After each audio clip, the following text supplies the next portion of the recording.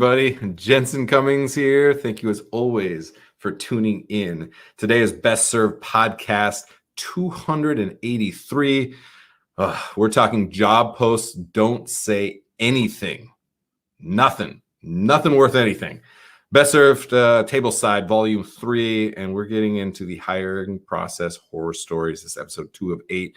There's a lot to dissect, these micro topics, and as always, we are trying to find workplaces worth working. How do we evolve? How do we build this industry into something where there is a sense of belonging, a sense of meaning and purpose, not just a job?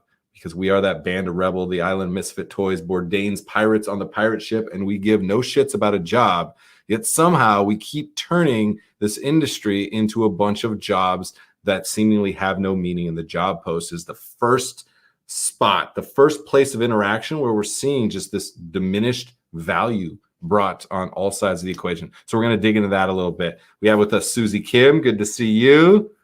Thanks for being on. And then Mick Knowles as well is with us, and industry pros who are going to give us their perspectives. We're going to have a real conversation.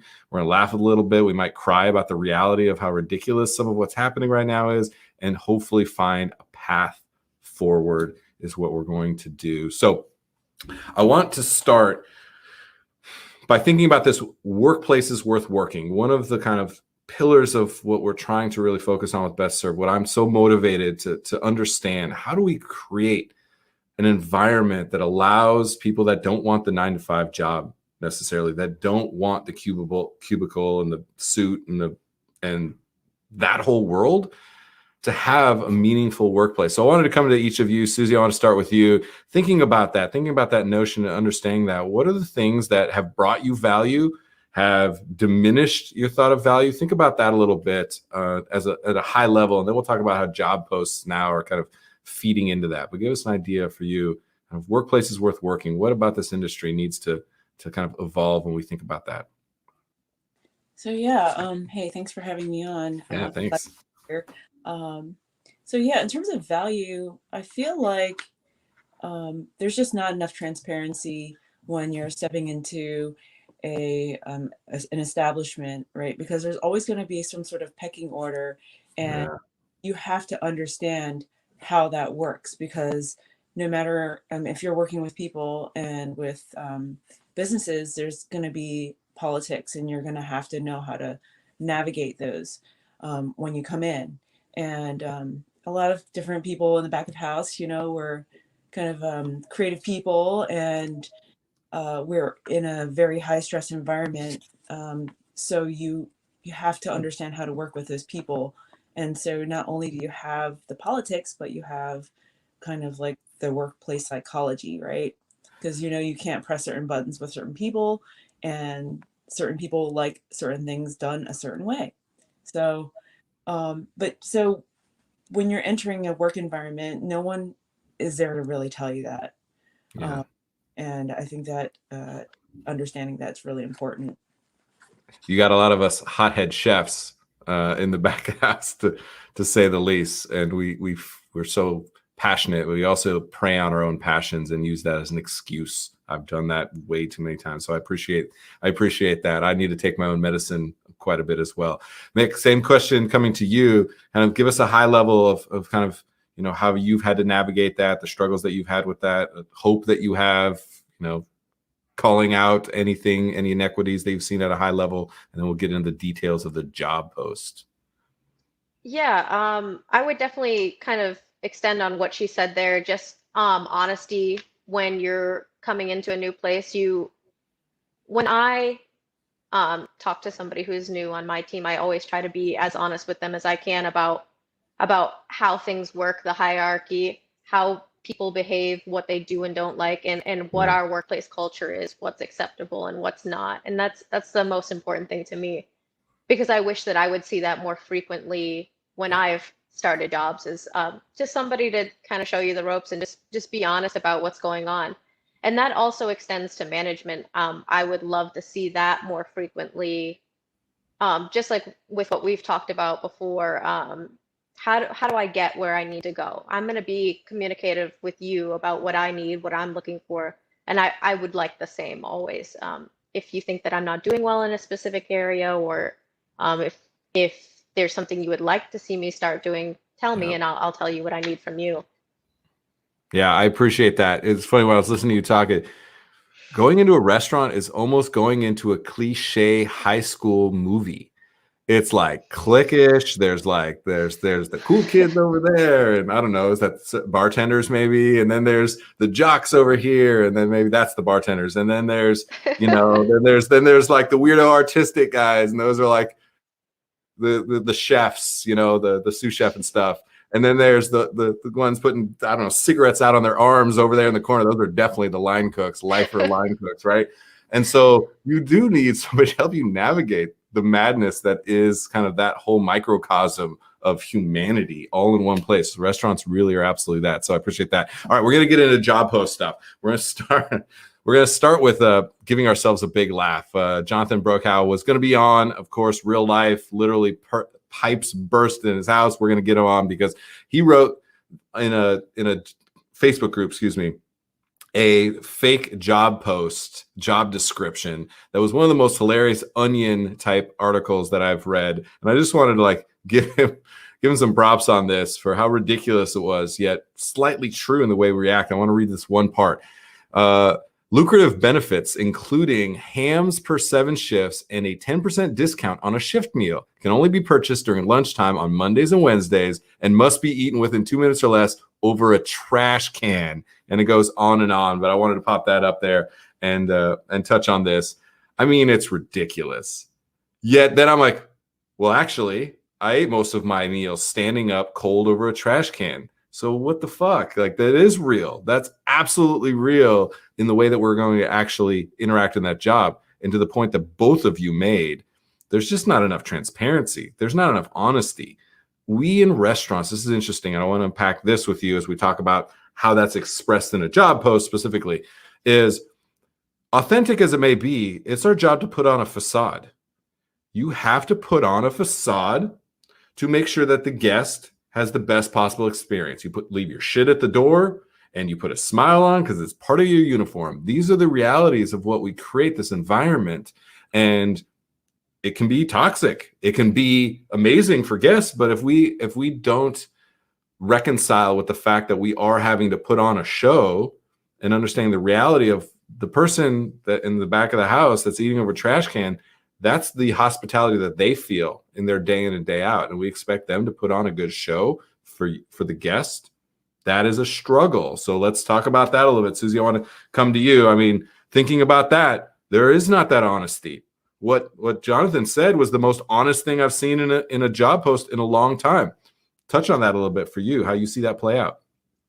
Yeah. I mean, that's a really great topic there's a lot of lack of self-care in this industry, and that kind of falls under that umbrella, right? Because you saying it's toxic, it's so true. You're pretending to put that facade on. I mean, that's going to take a toll on you and your psyche over so many consecutive shifts and so many hours when you're running your ass off and you have that 15 seconds to inhale food for your meal. And often it's not going to be healthy food. It's going to be some fries left over in the window or, whatever. Definitely. Well, then there's the politics, Susie, too. Then it's like, how many memes do you see of, I don't know, servers portrayed as vultures descending upon carcasses of leftover food that die in the window and all this? It's like, is it funny and true? I don't know, maybe. Is it ridiculous that that's the way that we're going to treat each other? Absolutely. Yeah. Build it in where people are having to put themselves through eating cold food over the trash can just to be able to have enough sustenance to make it through the grueling shift and running your ass off, and you're going to give them shit for that. That's the stuff that we need to get over it. One team, one mission needs to be a part of that. So I appreciate you pointing that out. Yeah. And add on to that, when you get hired, I feel like there's a part of a script, right, that has to do with the legalities of the breaks that you're supposed to have over a certain amount of hours. and they just have to tell you that because that's what the law says. Yeah. And I mean, we all know it's bullshit. So yeah, where can we as an industry step up and be like, all right, we need to make sure that we're taking care of each other and our people properly. Yeah. Yeah, make it proactive versus reactive, that people are in this survival mode just to get their hands on some cold French fries. Like, that's not their motivation in life. That's happening out of some basal necessity in that moment. Like, that is what we need to address. And again, back to, the job post being like honesty and transparency in the way that you're going to interact with that. Like, I would love to see a job post that says we have family meal twice a day, every single day, 7 days a week, no question. Mm-hmm. I would apply to a place that says that, because I know, one, I'm going to get fed. Imagine that. Number two, gathering around a table is meaningful for our guests. Thereby, I believe that's meaningful for us. So creating that opportunity, I think, is worthwhile. I feel like just reading that in a job post, culture. And the thing you say and pretend, culture. That's how you actually build that. So, Mick, I want to come to you, and we had that job post thrown up from Jonathan again. I just want to give him props. It's hilarious. And for sure, if you're in the KC Restaurants job group, make sure you look at that entire post, because I just pulled a little snippet out of it. But for you, is that your experience? The benefits of the job, feeling like you're just forced to debase yourself into eating over a trash can just to survive the reality of that job? You're muted. There we go. We got you. I would say it's not even just that. It's not even just the accidental cultural, like, oh, we just have to hurry up and eat over a trash can because we don't have a break because it's not built in. Mm-hmm. It's also, I've worked plenty of places where you literally were not allowed to eat food anywhere near the floor.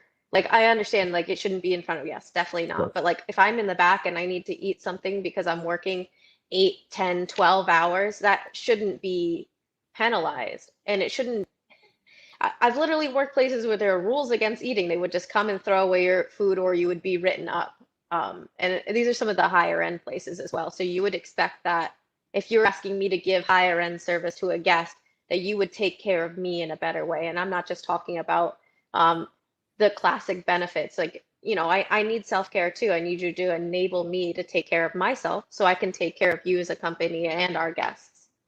Yeah, it's so funny. So much of what is a strength and a weakness is kind of opposite sides of the same coin. They go so hand in hand. Like, our ability to adapt in the moment and problem solve and overcome any issue is such a strength.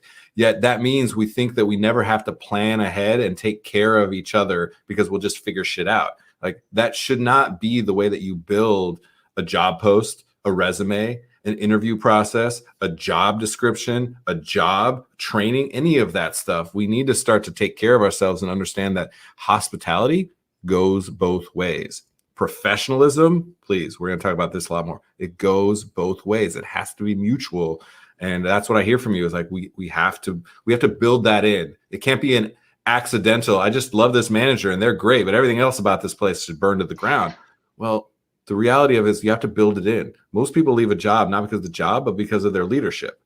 And that has to be baked into this process. And if leadership is saying, and I want to bring up some more of these, if leadership is saying this, hiring line cooks, this is another screen grab that we grabbed, pay starts 14 to 16 per hour based on experience. This is the entirety of a job post.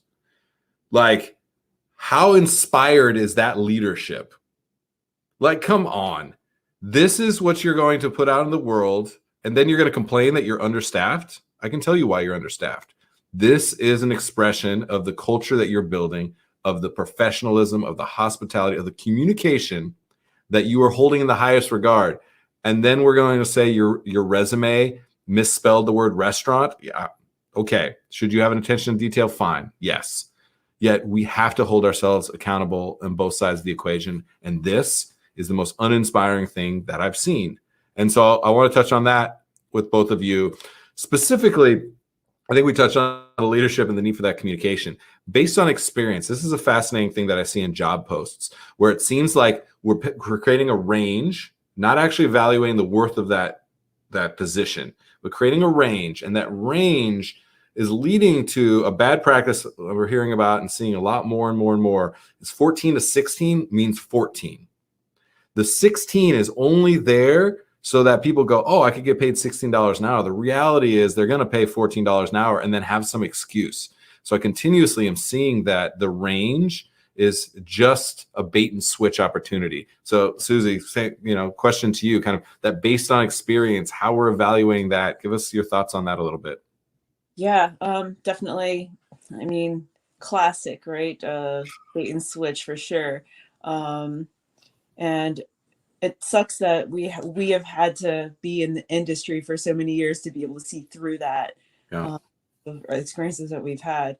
I definitely want to I guess echo things that we've spoken about before in terms of hey, if you're gonna have that in the job post, be honest and say starting, and we are more than willing to help you work up to a $16 position. So tell me how I'm going to get there. And Yes. let's be realistic, because a lot of us are going to work our ass off. And if we don't see that light at the end of the tunnel and don't have that honesty from our bosses and from the home office, and you're going to see so many people just leave. They're going to be pissed because they're like, I'm just, I'm just a pawn. Yeah. Oh, Yeah. And it's going to be disgruntling. And then before you know it, people are going to be talking and no one's going to want to work with them. And that's just how it goes. So it's we see that play out again and again. I mean, your truth, like serious truth, pawn. That right when you said that, you're just an X and an O, a 1 and a 0, a pawn, completely expendable. And the reality of that is such a struggle. We talked about before we went on a little bit, like give me a path.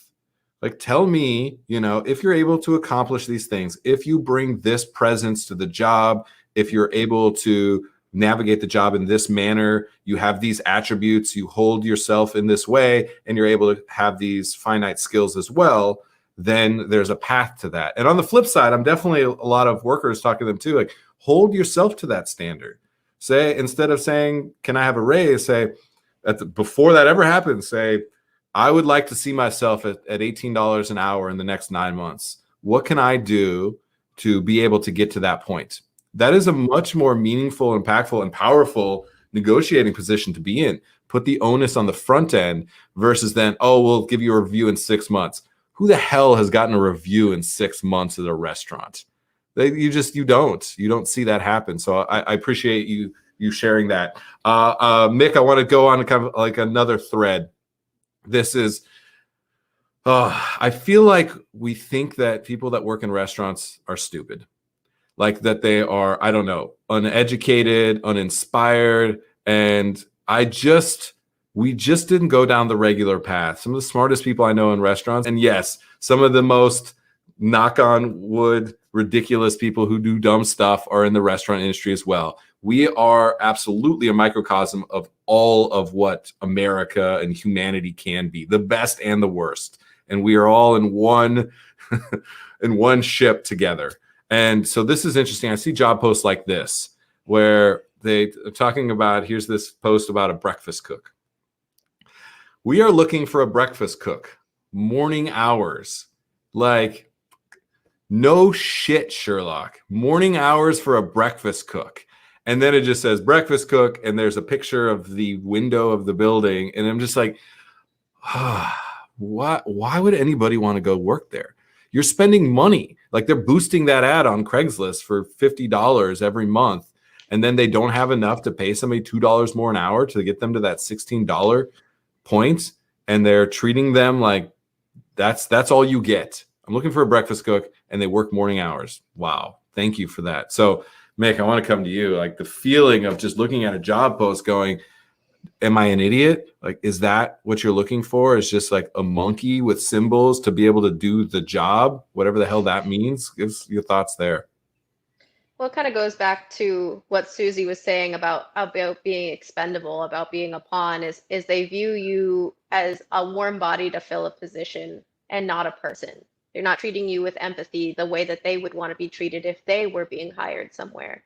And I think that we need to see a lot more of that on both sides, of course. See where your boss is coming from, but also see where the employees are coming from and what they would want to go forward to give you the best of themselves. And it's not breakfast cook. Yeah. For no hours, no benefits, no payment posted, nothing, no effort given. And that's what you're going to get if that's what you're asking for. Exactly. It screams desperation, and you're only going to find people who in a moment are desperate.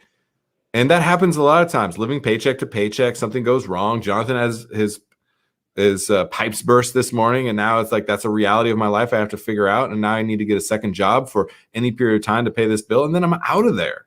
And they go, this person only worked here for a month and a half, 2 months, whatever. It's like, yeah, because they got enough money to do the thing they need to do, because you're not inspired to have them work here. They're not inspired to work here. Why would they want to work here? Once again, I'll go back to that. We in this industry gravitated towards this because we found our people. There was this chaos and this energy and this excitement and something new. And it wasn't that 9 to 5. And it really galvanized us. And then we've spent the last 25, 30 years in this industry turning it into a job, just creating as little as possible to create a sense of meaning and belonging. And then now we're saying kids these days, they're not as committed. They're lazy. They're this, they're that. And it's like, are you kidding me? You gave up on it. And now you're expecting them to hold themselves to a higher standard than you. And we did so much of that. And I'm guilty of that too, of finding all these different ways to like throw somebody's resume in the trash because they spelt something wrong, and thinking that I was clever and a better use of my time as a manager. The reality was, like, I spent no time trying to understand that person and their journey and how we could be a part of that journey together. And we turned it into a job. So if kids these days are saying they don't want your job, well, they're more like us than we ever could have imagined, because they're saying, fuck that. I don't want a job. Problem is, we became the cool kids. We stopped remembering what it was that galvanized us.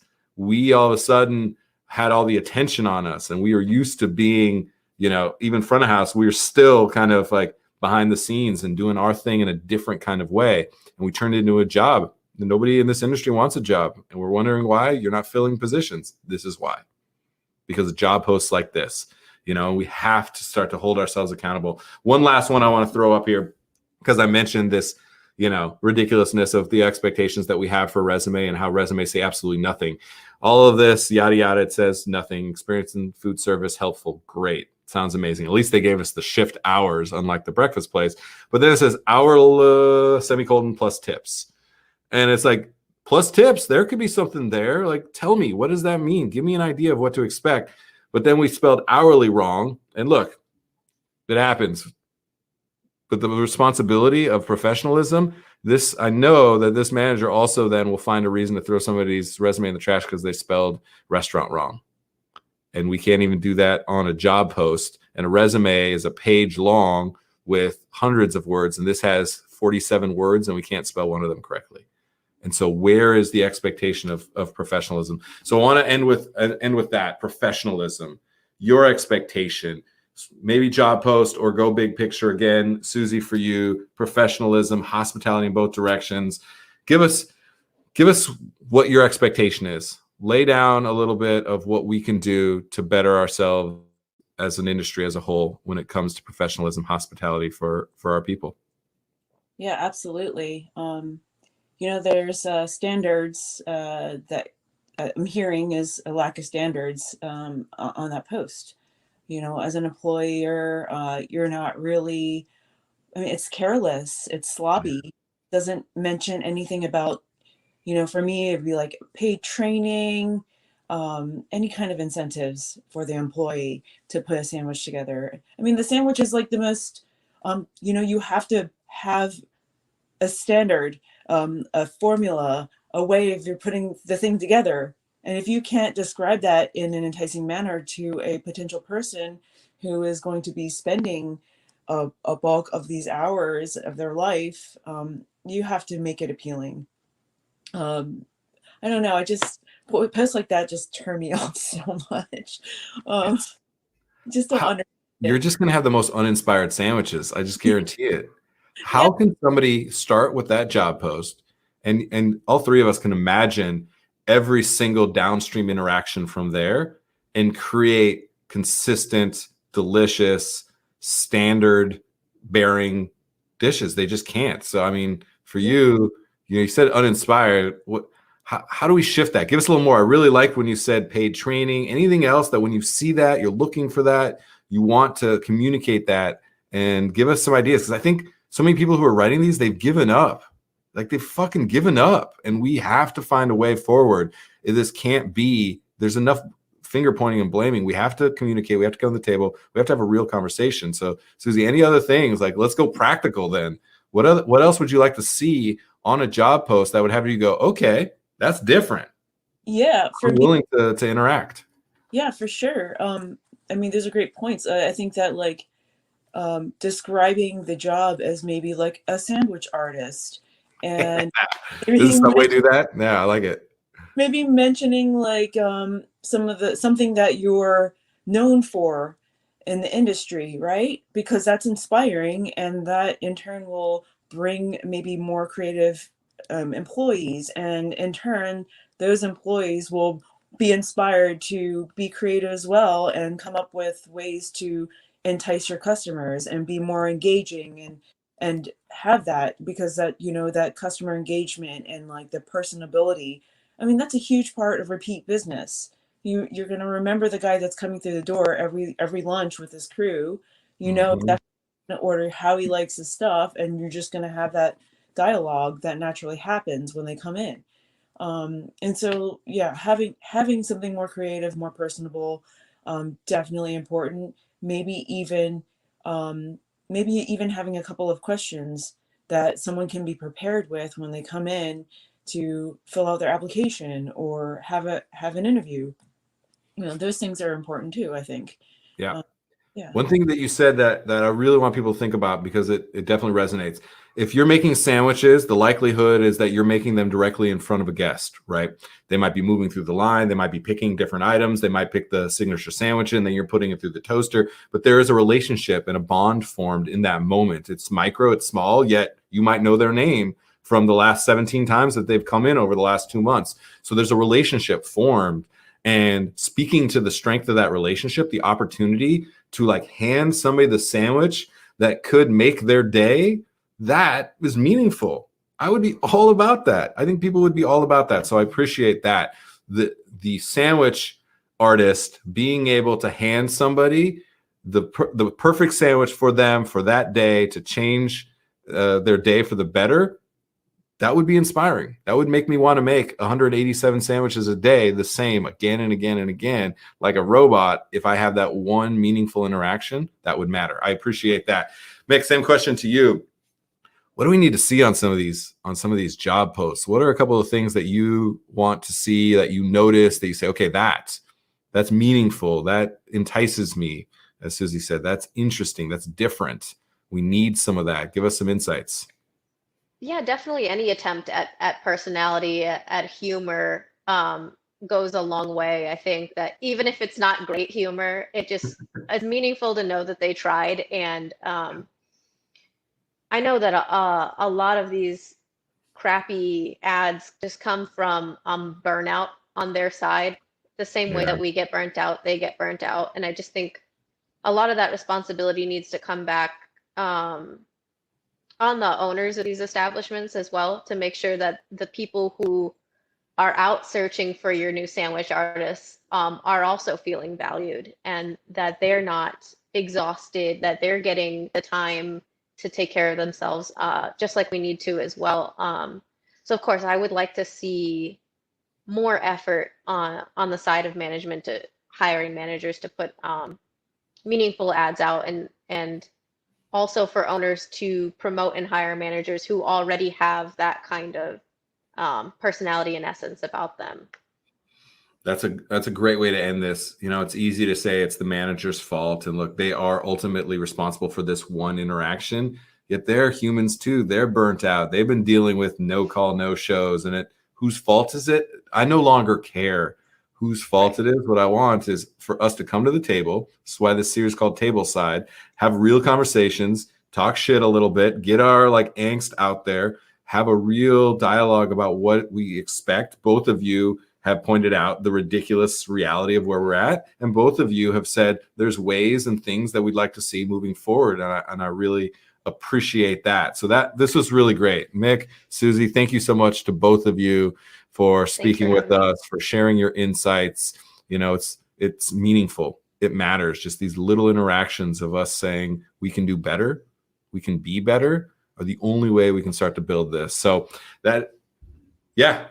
Sorry, I just wanted to add one thing. Please. Yeah, this is like, so your comment of being proactive, right, on changing things for the better for the worker.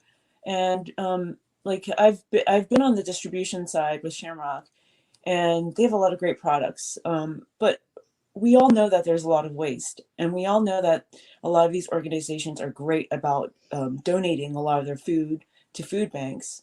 But I feel like maybe there should be some sort of program where they can come up with all their algorithms and their supply chain knowledge and everything, that they can figure out ways of like, hey, I know that, you know, at the end of the week, we're going to have this broccoli left. How can we sell it to the workplaces to create more meals that are healthy for their workers?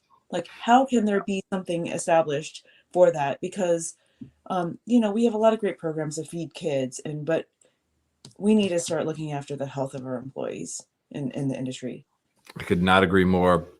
I see Sophie nodding her head behind the scenes here. We're going to write that down because I think that absolutely needs to be its own series where we focus on the ability to feed our entire communities. People that are the closest to the food system are some of the most food insecure, from farmers to food workers, are some of the most food insecure people in our country. And we put on that facade.